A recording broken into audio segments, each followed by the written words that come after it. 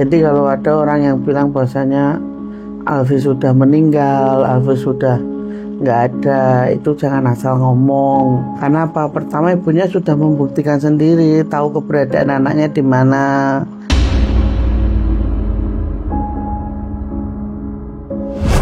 Memang ibunya kan suka tawasulan, Mas. Oke. Tawasulan, suka doa kayak gitu kan. Ya itu sebenarnya meringankan hukuman dia. Kesalahannya apa memang saat itu, maaf? Dia itu, Mas.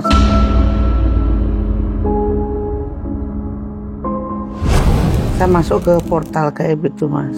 Terus eyangnya ini bilang, kalau kamu pengen bawa dia pulang, bawa pulang, tapi setelah ini kamu tidak boleh mendekati dia lagi gitu.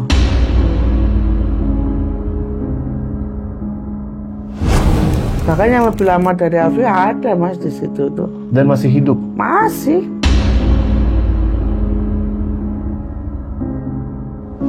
Kalau kita mau nolong tuh ya nolong sewajarnya lah. Nggak usah udah ada orang susah ditambah susah lagi. Jadi punya Alfi itu dulu selama nyari Alfi ini banyak dimanfaatin sama yang ngakunya orang pinter.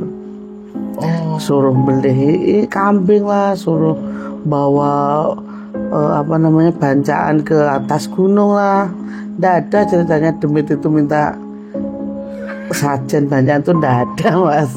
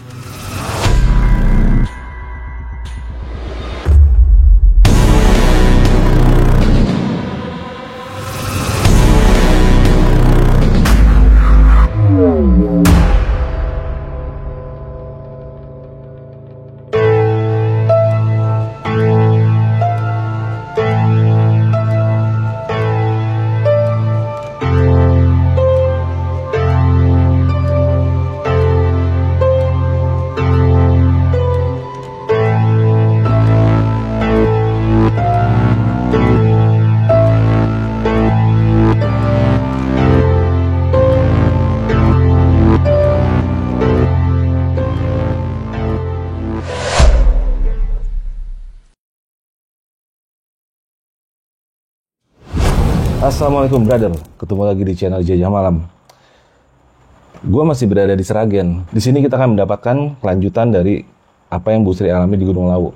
Bahkan sampai menyangkut tentang rekan kita sesama pendaki yang dulu hilang di tahun 2019, yaitu Bro Alfi. Langsung aja gue perkenalkan kembali dengan Ibu Sri. Apa kabar Bu Sri? Baik, sehat.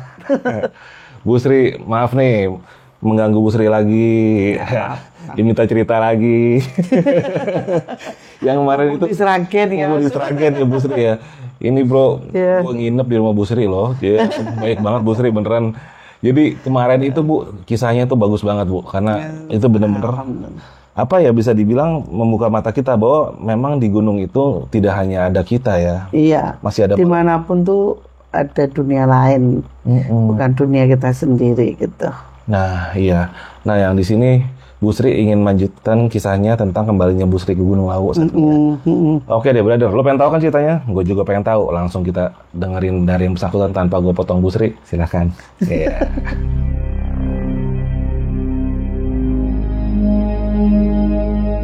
Setelah Ibu Sri mengalami pengalaman spiritual di Gunung Lawu dan tinggal 3 tahun di Alas Purwo, hal-hal gaib selalu menyertai kehidupannya. Mari kita ikuti kisah hidupnya yang mungkin tidak semua orang akan mengalami. Jadi saya tuh sama Gunung Lawu tuh ada ikatan batin tersendiri kan, Mas. Oh gitu. Jadi saya bisa ke sana setiap waktu, eyangnya juga bisa ke tempat saya setiap waktu. Oke. Jadi kayak nggak ada batas gitu loh. Oh gitu. Ya, termasuk anak saya yang katanya saya umur 34 tahun. Waktu itu saya ceritain, kemarin saya ceritain di Bulak Peperangan itu, saya berdiri di atas batu, terus saya dibilangin nanti kamu umur 34 tahun punya satu anak laki-laki, kasih nama Satrio Abimanyu itu. Itu ternyata emang benar, Mas. Saya umur 34 tahun punya anak laki-laki namanya Satrio Abimanyu, putra itu lahir. Pas 34 tahun? Iya, persis. persis 34 tahun. Saya nikah umur 32. Oke. Terus 34 saya punya anak. Dan itu persis Mas, anaknya tuh bener-bener laki-laki. Sesuai dengan yang di sana ya? Iya, sesuai dia ngomongin sama si Nun Lawu itu. Ini kan Putra ini kayak ada ikatan sendiri Mas sama Gunung Lawu ini Mas. Oke.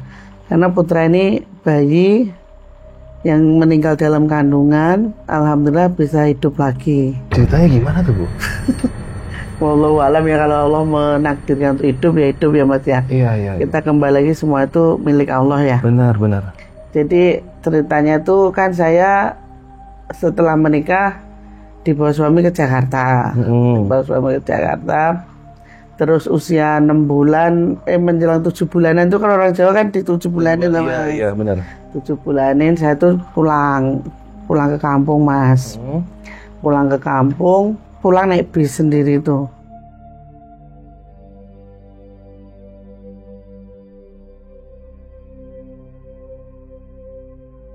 Akhirnya kan sudah seminggu di rumah, 7 bulan lebih seminggu kan.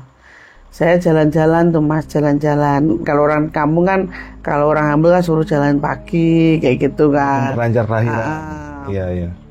Nah, akhirnya tetangga saya tuh bilang gini, Mbak, lah kok mukanya bengkak semua, kayak gitu loh. Jadi sampai wajah-wajah tuh bengkak gitu loh Mas. Saya bilang, masa Mbak? No iya, coba cek ke bidan. Terus cek ke bidan kan Mas. Cek ke bidan itu, bidannya heran. Loh ini usia kandungannya baru 7 bulan kok. Tapi udah itu Mbak, kok udah buka. Jadi udah pembukaan 2 tuh loh Mas. Oh, takutnya prematur. Iya, bidannya tuh, saya nggak berani Mbak, aja ya rujuk rumah sakit. Dirujuknya ke rumah sakit Mas. Dirujuk ke rumah sakit. Sampai di rumah sakit itu pembukaan 4. Oke. Terus dokternya bilang ke sini, sama siapa Bu? Sama keponakan Pak. Saya sama keponakan saya masih SMP gitu. Aduh jangan pulang dulu lah, nanti takutnya brojol di jalan kayak gitu Mas. Saya langsung dirawat di situ. Langsung masuk bangsal kan. Di hari pertama itu nggak mau nambah pembukaan tuh di 4 terus Mas. Tak di situ. Di hari kedua itu sama belum mau, terus saya kan disuntik induksi. Terus sakitnya kayak apa Mas, di induksi itu bayi juga nggak mau buka, nggak ada respon lagi. Jadi tiap itu disuntik Mas, di jari itu disuntik. Nah di situ tuh saya melihat beberapa kali sakaratul maut. Percaya nggak? Mas gimana tuh? Jadi saya kan di bangsal tuh 2 orang kan Mas. Iya. Nah saya tidurnya tuh di sebelah sini yang di pinggir pintu. Nah ada pasien masuk lah, umurnya udah ya tua lah, sama satu dia itu punya sesak nafas Mas. Oke. Sesak nafas, hamil gede. Saya ditanya, sakit apa Mbak? Saya nggak sakit Bu, cuman anak saya belum waktunya udah mau keluar. Ibu sakit apa Bu? Ini saya sesak nafas Mbak. Dan itu kan Mas, nggak selang berapa jam itu meninggal ibu tuh. Iya, meninggal sakaratul maut tuh. Dia langsung matanya melerek gini Mas, melerek terus tiba-tiba kayak gitu. Meninggal di situ. Itu belum kejadian apa-apa. Terus di hari keduanya masuk lagi Mas. Ini yang membuat saya langsung shock, benar-benar shock Mas. Jadi masuk anak umur 18 apa berapa belas tahun gitu. Masuklah ke ruangan saya ini. Kan ini yang sudah meninggal kan dipindahkan. Saya masih di situ. Saya tuh nggak merasa takut Mas. Waktu pertama kali yang meninggal tuh saya nggak merasa takut. Nah yang kedua ini, dia sakit kuning tuh. Jadi kukunya nih kuning, matanya kuning gitu loh Mas. Kita ngobrol nih Mas, kan orang namanya saya nggak sakit nggak apa kan masih bisa berdiri, masih bisa jalan-jalan. Saya deketin lah kursi saya ini ke dia. Kalau di rumah sakit kan ada kursi yang bulat itu loh buat duduk penjenguk itu loh Mas. Saya duduk di situ. Saya bilang, sakit apa Dek? Saya kuning Mbak, liver. Oh, terus saya mau dioperasi Mbak. Soalnya bayinya juga udah waktunya kayak gitu. Oh, Ya mudah-mudahan lancar ya, saya bilang gitu. Lah mbak sakit apa? Saya enggak sakit, bayiku nakal, nggak mau keluar-keluar, saya bilang gitu. Nah setelah itu kan kita nih ngobrol nih, asik nih mas. Tiba-tiba mas dia tuh kejang, bener-bener ranjang tuh sampai kejang mas. Sampai kejang, saking saya tuh kaget kan tangan saya dipegangin gini, maaf. Dipegangin gini kan, kita sama-sama ya saling menguatkan lah tadinya tuh, udah nggak apa-apa kayak gitu kan. Ntar juga sembuh, saya bilang gitu. Yang penting bayinya selamat tuh. Kita lagi pegangan tangan nih mas, tiba-tiba dia kejang mas. Bener-bener orang sakaratul maut tuh saya ngeliat kayak gini. Sampai, makanya ranjang tuh sampai goyang. Lah dari itu saya langsung, karena saya takut ya. Kan tangan saya dipegang kuat tuh sama dia. Mbak, aku udah nggak kuat mbak. Nuh, saya nangis, dia nangis. Akhirnya saya tuh jatuh dari kursi itu mas. Kursi yang ya lumayan 1,5 meter adalah jatuh ke situ. Info saya itu sampai lepas karena ketarik lepas kan. Lepas tuh saya minta tolong dokter, tolong. Jadi dokternya tuh bingung mau ituin saya dulu, apa yang ini dulu gitu. Terus saya tuh dinaikin ke dokternya tuh dinaikin ke ranjang kan mas. Yang namanya orang hamil kan susah kan, mana saya udah lemes mas, takut itu. Saya tuh nggak berani ngeliatin dia, saya begini terus mas.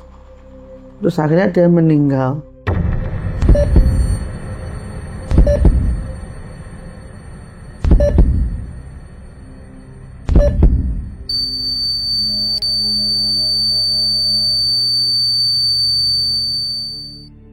Akhirnya Pak Lisa ini marah mas. Pak Lisa itu marah, minta pindah kamar.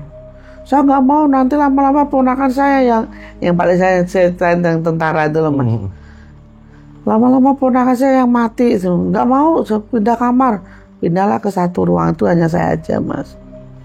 Nah saya ingat betul mas, di hari keempat di rumah sakit itu, saya tuh udah nggak inget apa-apa. Semua tuh udah hitam semua mas, hitam semua.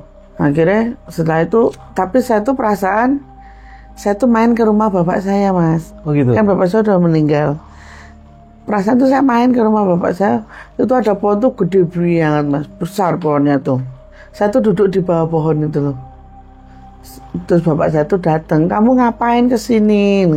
Saya haus pak, minta minum. Akhirnya sama bapak saya tuh dikasih minum lah mas ya, dikasih minum kendi, tahu kendi nggak? Yang dari tanah liat itu loh. Itu air tuh sampai muncrat mas, sampai tumpah itu. Ini nang, dan diminum, kata bapak saya itu. Nang diminum. Saya minum, saya habisin mas, seger banget rasanya. Terus saya bilang gini, Pak, saya nggak mau pulang, saya mau di sini aja ya Pak.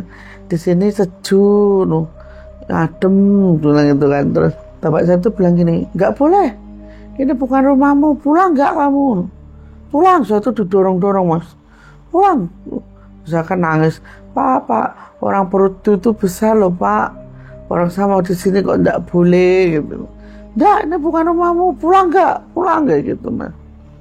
Akhirnya satu sampai dipukulin tuh sama bapak saya tuh, dipukulin. Terus saya tuh ingat suara tuh kayak apa ya mas, seriwing kayak terngiang-ngiang itu, mbak kayak gitu bu.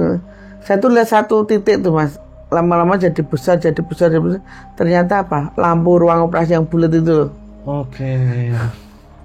Udah di ruang operasi. Iya. Jadi saya tuh dari jam 11 sampai jam 1:30 itu nggak sadar. Terus sama bidannya nggak tahu, bidan apa perawat dokter saya nggak tahu ya. Bilang gini, Bu, anaknya sudah nggak ada. Jadi harus terpaksa dikeluarin ya, gitu. Divonis anak ibu sudah meninggal. Detak jantungnya udah nggak ada. Jadi harus dikeluarin gitu. Oh saya nangis mas. Di situ saya nangis. Saya kan mikirnya saya umur udah 34 tahun ya mas. Ya kalau punya anak laki cepet, kalau enggak kan gimana. Iya. Terus akhirnya itu mas dioperasi. Jam 3 itu suami saya tuh ya waktu itu ngimpi katanya mas. Ngimpi itu dikasih burung sama orang. Joko, kamu bangun no. Ini tak kasih burung tapi ini burungnya mati. Tapi nanti kalau kamu pegang burungnya hidup lagi gitu Mas. Burungnya warna hijau katanya gitu. Nih kamu simpen ya burungnya, awas nanti kalau udah hidup rawat baik-baik kayak gitu Mas. Setelah itu saya kan di ruang operasi kan kedengeran ya Mas, ini kan maksudnya sadar kalau sini ke bawah kan udah nggak kerasa apa. Jadi suara gunting, suara apa itu kan kedengeran. Putranya dikeluarin kan, ditunjukin ke saya, pusernya itu udah hitam banget tuh. Terus akhirnya, Bu ini ya anaknya, nggak ada cacat fisik, semua organ tubuh lengkap, cuman udah nggak ada ya Bu. Saya di situ nangis Mas, nangis. Saya bilang ya Allah, kalau mau diambil saja ya Allah, jangan anak saya bilang.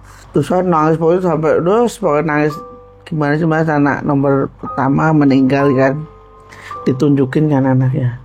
Itu putra itu udah dikocok-kocok, ditekuk-tekuk. Saya bilang, saya kan mikirnya kalau udah meninggal ya udahlah, jangan dibegitukan. Saya bilang, tulangnya patah Bu, jangan Bu. Nggak apa-apa, kita usaha ya Bu, kita usaha kayak gitu. Terus akhirnya apa Mas? Putra itu bisa nangis terus ngek gitu doang. Ada suaranya Eri? Iya, ngek gitu doang. Nggak kayak anak bayi wah itu udah cuma ngek gitu doang Mas.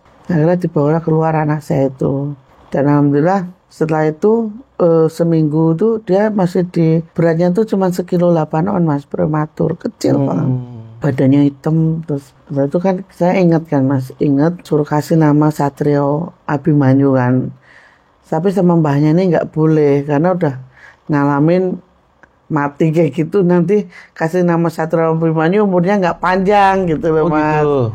Sama mbahnya nggak boleh dikasih nama Satrio Abimanyu. Ya kalau ngambil Satrionya aja karena dia bisa melewati bertahan hidup gitu loh Mas, hidup lagi. Udah akhirnya diambillah nama depannya doang Satria gitu. Nah setelah itu beberapa tahun kemudian kan putra kan lahir 2016 terus 2022 kemarin saya ke Lawu Mas. Balik lagi ke Lawu. Balik lagi ke Lawu, memang ada suatu hal yang harus saya lakukan di sana kan. Oke. Saya kembali dan alhamdulillah apa yang saya inginkan itu terlaksana gitu loh Mas. Terlaksana sampai akhirnya berjalannya waktu, apa yang orang lain bilang mustahil itu bisa gitu, bisa terwujud gitu loh Mas. Jadi kalau ada orang yang bilang bahwasanya Alfi sudah meninggal, Alfi sudah nggak ada, itu jangan asal ngomong, kasihan keluarganya. Nah ini menarik nih Bu, berarti bisa dibilang Ibu di saat ke Lawu ini ketemu Alfi? Iya. Ceritanya gimana tuh Bu?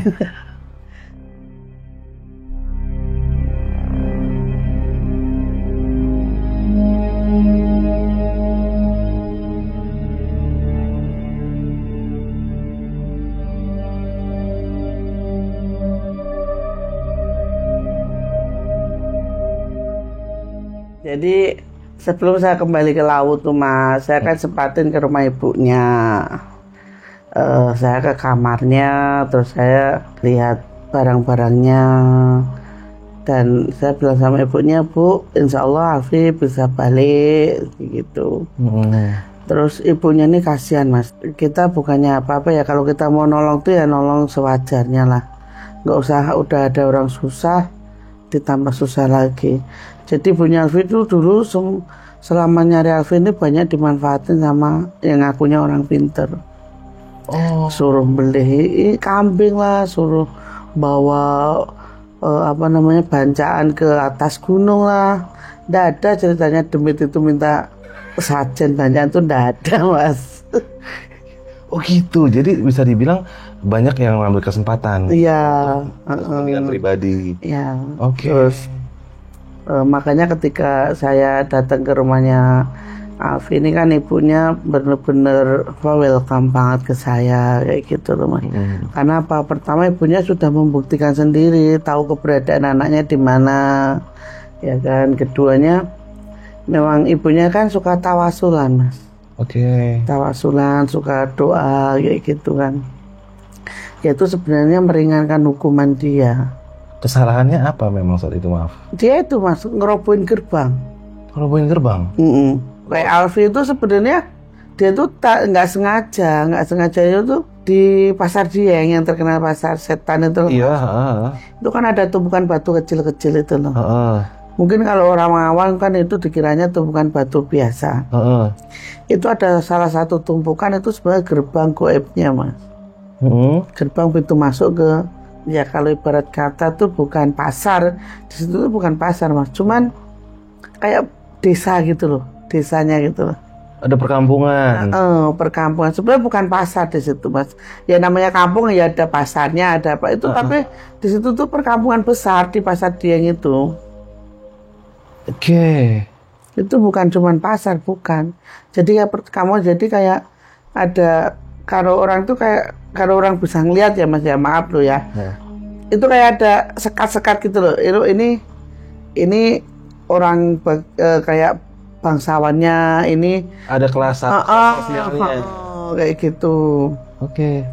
Dan di alam sana itu ndak ada pagi, ndak ada siang Mas. Jadi alam di sana itu kayak kita mau, kalau pas mau maghrib itu loh, ya suasana seperti itu. Remang-remang ya. Nggak ketemu pagi, nggak ketemu siang. Dan ibu nggak ketemu malam. Jadi seperti itu. Iya. Berarti ibu ketemu Alfinya ini pas di Pasar Dieng ini? Bukan. Oh bukan. Di itunya Mas, dia tuh jadi kayak ada satu tempat itu tempat kayak semacam kalau orang modern bilang kayak penjara gitu loh Mas. Ada tahanannya. Oke. Nah, itu kan ada yang ibaratnya dipekerjakan gitu loh Mas. Dipekerjakan terus kayak kalau yang mencari pesugihan jelas dia pekerja kayak dijadikan jembatan yang saya ceritain di episode lalu. Dijadiin itu. Nah ini Alfi ini enggak, dia suruh ngangon. Tingkat kesalahannya berbeda. Ya, dia suruh ngangon. Nah, yang diangon Alfi itu ular sama kerbau. Ularnya ini kembar, warnanya kuning. Itu pun ibunya sudah pernah saya suruh ritualin kan, baca itu tidur yang di depan pintu itu, dan ibunya memang ketemu Alfi itu memang lagi ngembala. Alfi juga bilang sama ibunya, nanti saya pulang kok Bu, kayak gitu. Gimana cara nyampein itu? Itu lewat datang, dia itu datang ke ibunya. Oke. Datang ke ibunya. Orang kalau sudah meninggal sama orang yang masih hidup tuh beda Mas. Kalau sudah meninggal itu dia diem. Kalau datengin keluarga itu pasti diem, nggak bakalan suara. Tapi kalau masih hidup itu pasti ada ngajak ngomongnya gitu loh Mas. Nah balik lagi lanjut ke proses tadi, setelah ibu ketemu ibunya, keluarganya, terus gimana tuh Bu? Iya, saya bilang ya kita usaha ya Bu, saya bilang gitu. Usaha, terus kita nyari edelweiss yang warnanya ungu atau apa tuh saya lupa, pokoknya adanya tuh di kawasan Trudimugo tuh. Nyari ya kita usahakan. Saya masuk ke portal gaib itu Mas, terus eyangnya ini bilang, kalau kamu pengen bawa dia pulang, tapi setelah ini kamu tidak boleh mendekati dia lagi gitu. Jadi tidak boleh terlalu dekat gitu loh Mas, karena kalau sudah di alam nyata itu udah beda gitu loh Mas, sudah beda gitu. Akhirnya saya pun mengiyakan gitu loh Mas, mengiyakan. Jadi dan satu malam itu saya turun lewat Melumbang. Melumbang, ya udah sampai di situ. Mudah-mudahan Alfi segera sehat, segera.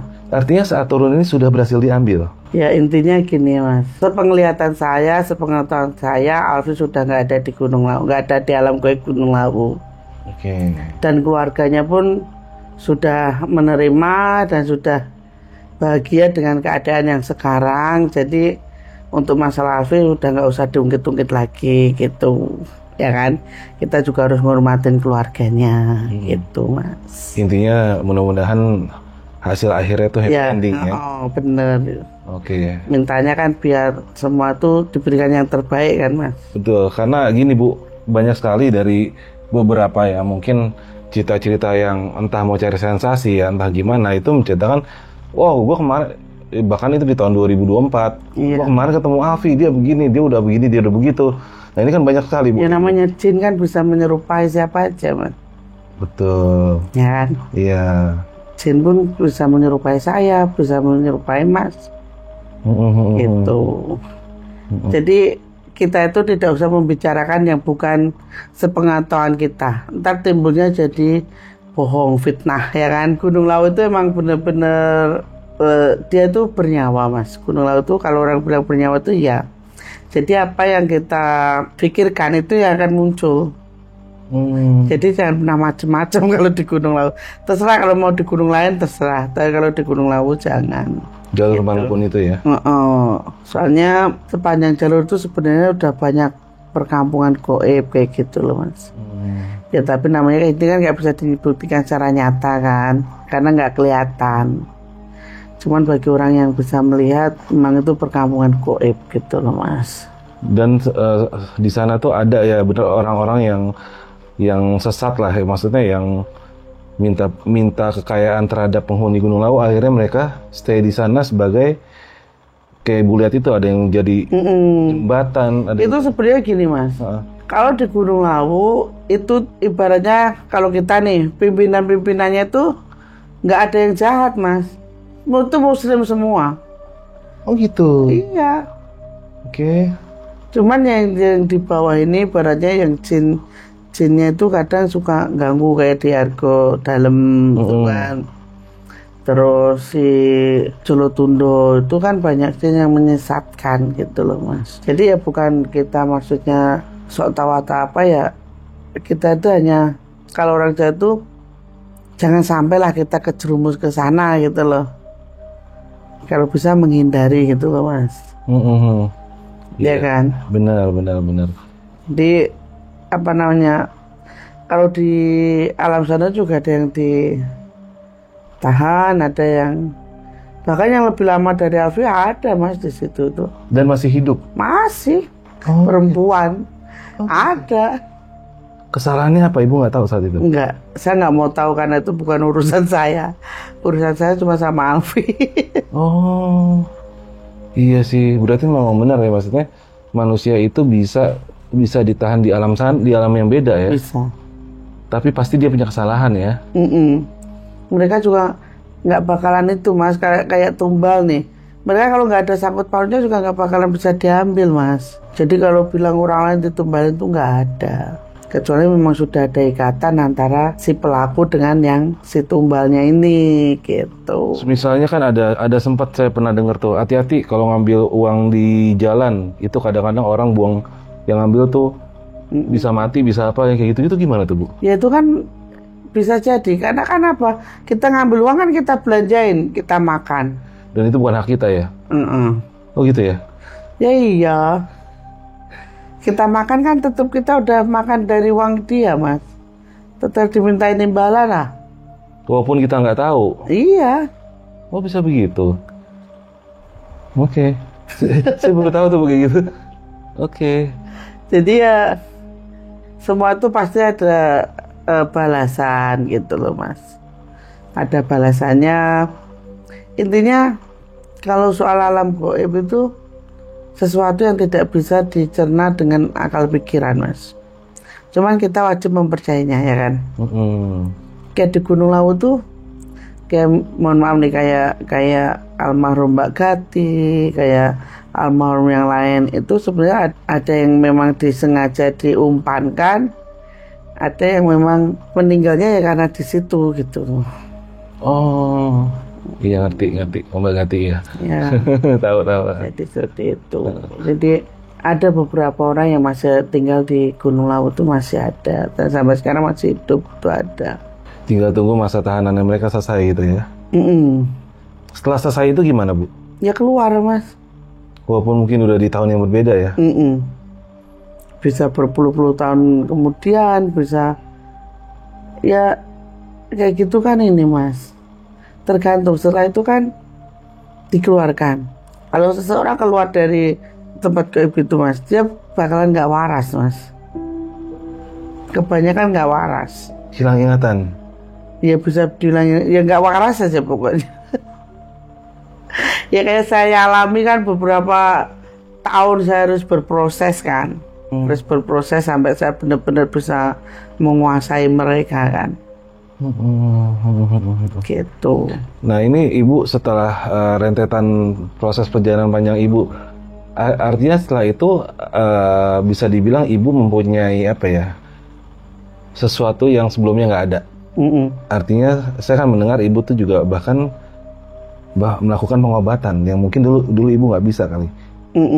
Artinya itu gimana tuh Bu? Bisa ada di ibu, itu awal ibu sadarnya seperti apa?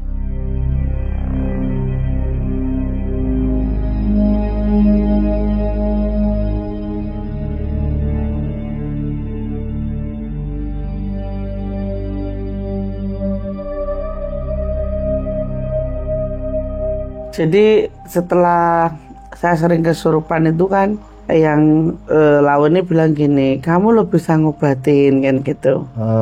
Terus bapak saya kan bilang, kamu masih kecil, jangan ngobatin orang kan gitu. Akhirnya bapak saya bilang gini, kalau kamu suruh ngobatin, kalau ada tetanggamu yang sakit harus sembuh gitu kan. Nah semenjak itu ada orang lah, tetangga saya sakit, udah kemana-mana mas nggak sembuh-sembuh. Nilainya tahu saya sering kesurupan ki, ya mbok menowo kayak barangkali gitu loh mas. Mintalah obat ke saya. Tombok itu sepele mas, obatnya itu hanya telur yang dibungkus sama tanah liat itu. Dan itu kan di belakangnya itu, kalau orang bilang Jawa bilang mungkin nambahin atau apa, dia tuh di selakangannya pas ini benjolan gede banget mas. Terus diolesin telur itu alhamdulillah hilang kimpes. Berarti benar jadi bisa ngobati? Iya, dari situ rame lah sampai sekarang kan ya semua karena Allah mas. Kalau saya tidak bisa apa-apa, kesembuhan itu mutlak dari Allah ya kan. Cuman saya perantara, ya kalau Allah nggak menyembuhkan ya tidak sembuh ya kan. Gitu. Cuman intinya gini, ketika kita bisa mengendalikan yang gaib, mereka tidak bisa mengendalikan kita.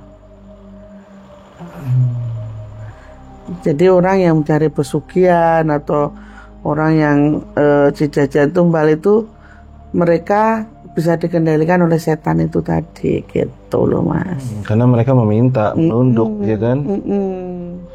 Banyak mas kejadian-kejadian yang di luar batas tuh banyak. Kayak ketemu sama almarhum Purwanto itu kan, saya tadinya tuh yang selalu bersama Alfi ini loh. Kan Alfi ini temen satu orang namanya Purwanto. Purwanto ini yang sudah hilang lama juga? Meninggal. Saya tahunya dari setelah podcast di Besok Pagi, saya baru dikasih tahu bahwasanya, oh ya Bu, yang namanya Purwanto ini ada loh, sudah meninggal gitu. Nah itu yang selalu nemenin Alfi mas, Purwanto ini. Mungkin korinnya ya? Korinnya. Ya kalau orang meninggal mah rohnya udah dalam genggaman Allah mas. Iya. Tapi kalau korin ini akan selalu ada gitu loh, atau jin pendamping. Dan ini sering disalahartikan oleh orang-orang kalau ini arwah gentayangan, rohnya kayak gitu. Padahal bukan itu ya. Bukan. Kalau roh orang meninggal itu ya sudah mutlak milik Allah, kembali ke Allah lagi. Cuman kan setiap manusia itu kan dilahirkan ditemani 4 malaikat, 1 jin khorin itu tadi. Makanya dalam bahasa Jawa kan ada tembung 4 jupat 5 pancer kan gitu. Pernah dengar. Ya itu, jadi 4 itu malaikat Jibril, malaikat Malik, malaikat Israfil, malaikat Israel. Satunya itu tadi, khorin itu tadi mas. Nah ini kayak tadi saya balik lagi ke yang tadi Bu. Kan Ibu bilang di Lau ini penunggunya sebenarnya yang pimpinannya itu baik-baik. Tapi kenapa masih ada orang-orang yang datang sana untuk pesugihan dan dilayani gitu? Kenapa nggak sih yang baik-baik ini ngelarang gitu loh untuk bangsa mereka? Ya kalau dilarang ntar baik semua manusia mas. Manusia nggak ada yang jahat ya toh. Sedangkan Gusti Allah tuh udah nunjuk setan tuh silakan godalah yang sebisa kamu goda kan gitu kan. Ya udah, itu resiko manusianya mas. Dan ini terjadi nggak hanya di Gunung Lawu ya, di setiap gunung ya, ada hal-hal seperti ini ya. Ada, memang ada. Dimanapun tempat sebenarnya nggak harus di gunung mas, itu ada. Ada jin kuat yang menyesatkan manusia ya.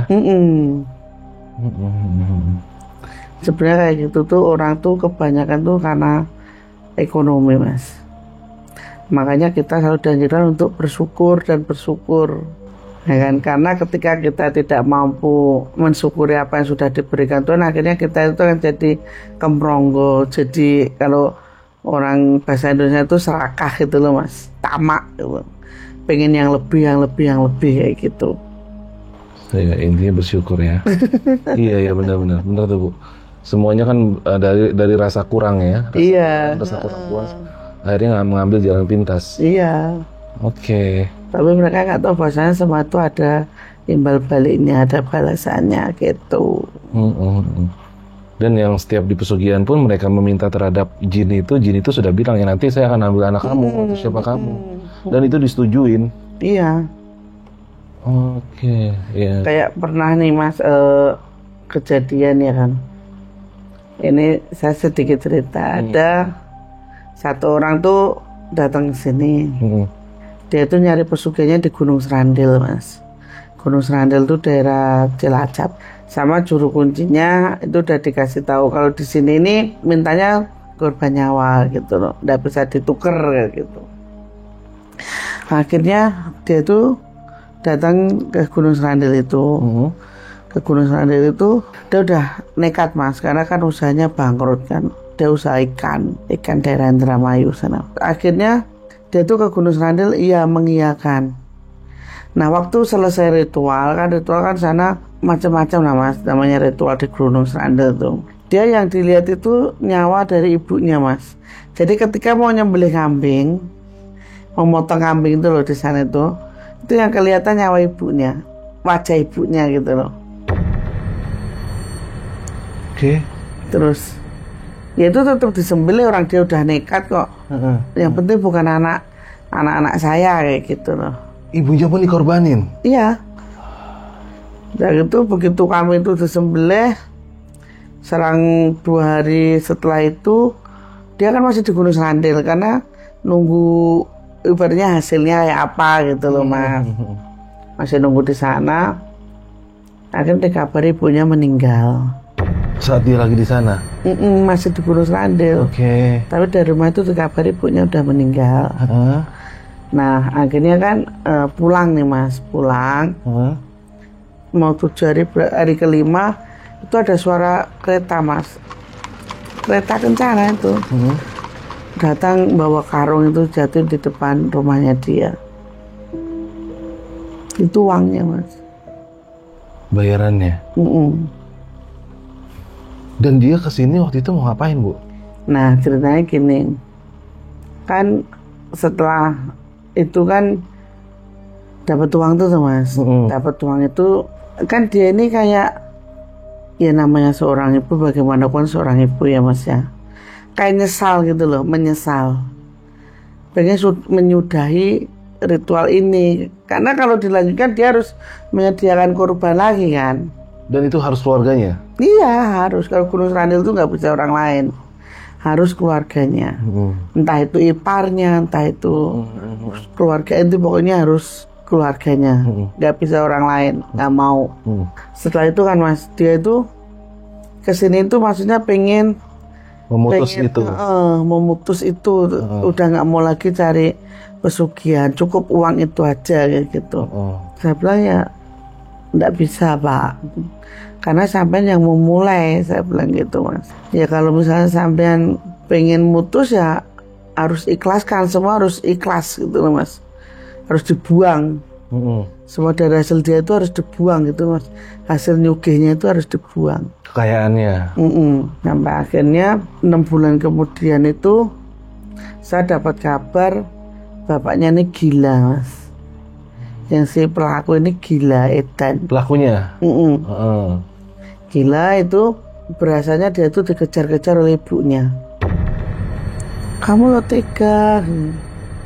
Jadi waktu gila itu dia bilang, ibu, wah, ngapurane Bu, ngapurane gitu. Jadi dia tuh nggak nyaman, berasa dikejar-kejar oleh ibunya itu tadi. Akhirnya dia gila kan, Mas, stres. Istrinya telepon ke saya, Mbak minta tolong Mbak untuk diobati. Saya datang ke Indramayu, Mas. Begitu mau saya obatin, Itu dia kayak ketakutan tuh mas, orang ketakutan itu. Kayak orang ketakutan akhirnya lari tabrak bis meninggal. Pas ibu sampai sana? Jadi ibu datang, dia ngeliat ibu ketakutan, dia lari tabrak bis? Meninggal mas. Tragis banget ya? Dan mohon maaf sampai sekarang anak istrinya pun kan punya anak satu, laki-laki. Ya mohon maaf, hidupnya akan belangsak mas. Semua hartanya hilang, udah habis. Hilang habis, kebakaran. Iya, udah bapaknya meninggal, ibunya rumahnya kebakaran habis, nggak nyisa. Semua yang datang sekejap, berakhirnya pun juga sekejap bu ya. Ya walau itu entah karena sangkut pautnya sama pesugihan apa enggak, tapi yang jelas itu habis, nggak nyisa mas. Iya. Wah, nah bu, ada kisah-kisah apa lagi bu yang seru nih yang datang ke ibu nih? Kalau saya tuh sebenarnya nggak itu ya mas ya. Banyak tiap hari tuh saya tuh berurusan dengan hal seperti itu. Emang orang yang ke tempat saya tuh ibarat kata orang-orang yang bermasalah kan mas. Yang datang ke tempat saya tuh nggak ada orang bahagia kok, ke tempat saya tuh nggak ada. Masuk saya ibu ya? Iya, susah mas. Nggak ada orang bahagia kok, ke tempat saya tuh nggak ada. Susah semua mas. Susah semua ya. Walaupun itu jabatannya tinggi, mau direktur, mau manajer, mau apa, tempat saya tuh orang susah. Kalau dia nggak susah nggak mungkin ke tempat saya lah mas. Ke tempat karaoke, ke tempat itu wisata ya kan. Nah, kasus unik apa nih yang menurut ibu unik nih yang pernah ibu hadapin? Saya pernah ke Kalimantan, itu berurusan dengan buaya mas, siluman buaya. Oh ya? Iya. Ceritanya gimana tuh bu? Jadi di Kalimantan itu tempatnya di daerah Tanah Grogol. Tanah Grogol itu dari bandara mana saya lupa, pokoknya jauh Pak, Banjarmasin. Itu perjalanan hampir seharian tuh mas. Di situ tuh kan ada orang Jawa yang ngontrak di sana.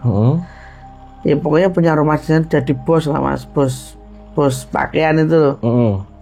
Bos pakaian itu di sana. Nah dia punya anak satu laki-laki. Laki-laki itu senengnya mainnya di kali terus mas. Senengnya tuh main di sungai gede itu. Dia diajak pulang nangis, dia jadi pulang nangis gitu. Akhirnya kan saya dibawa ke Kalimantan untuk ngeliat kan, untuk ngeliat ke sana. Terus begitu saya sampai di rumahnya itu, yang saya lihat itu bukan rumahnya mas. Yang saya lihat itu tuh rawa, tempat dia itu rawa. Kan kalau di Mantan itu kan dia rumahnya kan bawahnya rawa itu mas. Cuman dia tanya rumahnya rumah panggung gitu loh. Kayak gitu. Terus saya tanya, mbak, ini kok kayak begini amat ya mbak? Oh iya mbak, anakku kayak gitu ya, diceritain mas. Kalau anaknya itu sering kesurupan, sering ngantuk. Terus saya bilang, mbak ini anaknya itu loh mbak, mau diambil sama penunggu sungai itu. Masa mbak? Iya. Terus, oh iya benar, dulu pernah saya bawa ke, karena orang sana tuh bilangnya apa ya, orang pintar tapi asli suku Kalimantan kan. Orang Dayak kali ya? Orang Dayak kan sekti-sekti mas. Orang Dayak itu ilmunya tinggi. Iya mbak, katanya iya. Terus gimana? Gimana ya mbak? Saya cuma bisa nolong agar silumannya itu nggak terlalu itu ke anakmu, saya bilang gitu. Kalau suruh ngilangin nggak bisa mbak, saya bilang gitu kan mas. Akhirnya setelah itu ya itu mas, saya doain, saya itu doain. Datang tuh siluman buaya itu malam-malam mas. Udah gitu tuh tanya ke saya tuh, kamu ngapain?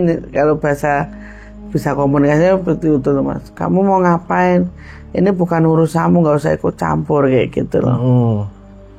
Terus saya bilang ya mohon jangan diganggu, jangan, karena mereka tidak tahu tempatmu, saya bilang gitu loh mas. Pada akhirnya setelah saya ritual di situ disembelin kambing kendit. Oh iya, yang ada Ya. garis lingkar. Iya, lingkaran itu. Akhirnya ya itu setelah disembelin itu udah nggak ada masalah lagi, Mas. Dinegosiasikan berarti. Kan saya bilang kalau kita derajatnya lebih tinggi dari mereka, mereka bisa kita tundukkan. Tapi kalau mereka lebih tinggi derajatnya dari kita, ya kita yang ditundukkan, Mas. Kayak pesugihan itu kan sebenarnya kita yang lemah. Kita meminta sama dia. Iya. Ya kan, memohon lah. Iya. Yang lemah kan. Begitu. Iya, wah menarik nih. Berarti ini kisah panjang ibu dari awalnya itu sampai akhirnya ibu tahu punya kemampuan dan ibu coba menyembuhkan tetangga terdekat bisa sampai akhirnya sampai keluar daerah bahkan keluar negeri Bu. Luar biasa. Oh gitu Bu. Berarti sampai detik ini sampai hari ini ibu masih menerima orang. Iya. Oh gitu. Terakhir minggu kemarin saya itu Mas ke Maluku. Ke Maluku. Itu tambang, nanti saya ceritain besok aja. Ya, udah ngerti dia biar gue episode-nya banyak, Bro. Oh gitu. Nanti kita Nanti besok, Bu, ya. videonya saya kirim ya. Oh, ada dokumentasinya ya? Ada. Oh, cakep. Bro, lu pengen tahu kan? Gue juga belum tahu. Kita ikutin di episode selanjutnya.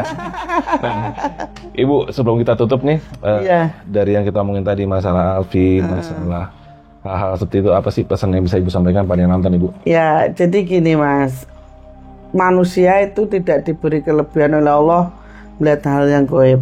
Cuman kalau Allah sudah berkehendak, ya apapun bisa terjadi, ya kan? Benar. Dan kita itu intinya makhluk Allah yang paling sempurna katanya kan. Makanya kalau kita makhluk Allah yang paling sempurna, ya kita jangan mau ibaratnya itu rendah oleh mereka gitu loh Mas. Intinya ya kita sekuat mungkin, sebisa mungkin selalu mensyukuri apa yang sudah diberikan Allah. Itu nanti akhirnya kita akan menerima namanya legowo atau nrimo ing pandum gitu. Ilmu ikhlas. Iya, ilmu ikhlas kayak tadi. Ilmu dari segala ilmu tuh ikhlas, Bu, ya? Iya, ilmu dari segala ilmu itu ikhlas. Puncaknya kehidupan itu ikhlas. Luar biasa. Iya. Oke, brother. Ini ilmu dari segala ilmu ada ikhlas, Bro. Itu bener tuh. Di saat lu ikhlas, sesedikit apapun rezeki lu, itu rasanya akan cukup. Iya, Ya kan, Bu? bener. Luar biasa. Oke, kalau kita tutup, Bu, ya. Ya. Gua Alfi dari Jaga Malam dan Bu Sri undur diri dulu ya, Bro, ya. Sampai ketemu di episode selanjutnya. Assalamualaikum warahmatullahi wabarakatuh. Waalaikumsalam warahmatullahi wabarakatuh.